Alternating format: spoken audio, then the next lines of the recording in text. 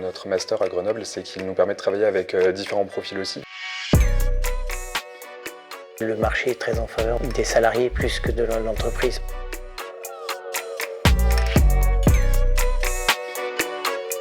Bonjour Monsieur Chouinard, vous êtes responsable pédagogique du Master 2 CQAQ-MV de Grenoble. Est-ce que vous pouvez présenter la formation? C'est un Master 2 qui s'inscrit dans la mention ingénierie santé de Grenoble et qui correspond au Master contrôle qualité, assurance qualité, méthode de validation. Master 2 professionnalisant donc. Donne un exemple concret de projet de recherche ou d'étude de cas sur lequel les étudiants travaillent pendant leur formation. Le projet qui s'inscrit dans l'UE gestion de projet qui est mené tout au long de l'année et donc on nous fournit une problématique et on va travailler sur cette problématique en groupe tout au long de l'année dans le but d'apprendre à gérer un projet ensemble. Des projets en général relatifs à de l'assurance qualité. Mon projet par exemple c'était la gestion de déviation, de non-conformité et ça s'inscrivait aussi dans un processus de mise en place de CAPA, on va dire.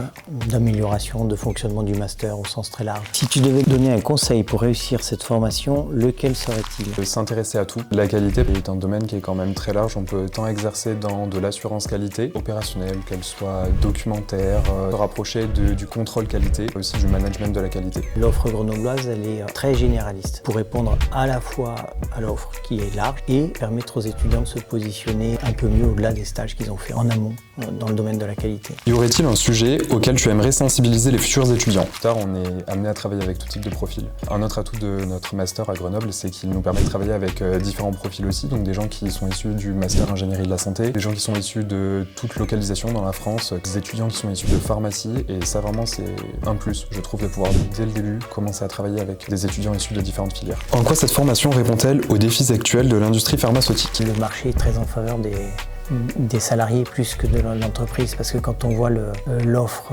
aujourd'hui et le taux d'insertion des parcours dans les métiers de la qualité, je pense que ça relève d'une réalité de terrain qui est très en faveur des salariés dans ces métiers-là. En quoi c'est l'avantage de faire ce master en apprentissage? Le rythme qui est un petit peu particulier, qui consiste au final à une grosse période en entreprise en fin d'année à partir de mars et des périodes ponctuées de temps en temps auparavant. Ça permet au final de traiter certains sujets qui méritent d'être traités sur le long terme, on va dire de septembre jusqu'à mars, et ensuite de traiter des sujets qui sont vraiment plus intenses et qui méritent un temps plein à partir de mars. Chose que j'ai fait en entreprise, j'ai commencé à automatiser l'édition de rapports d'indicateurs périodiques, donc c'est-à-dire qu'une entreprise périodiquement elle va publier des indicateurs pour savoir si chacun de ses processus, chaque activité qu'elle fait se déroule bien, on va dire.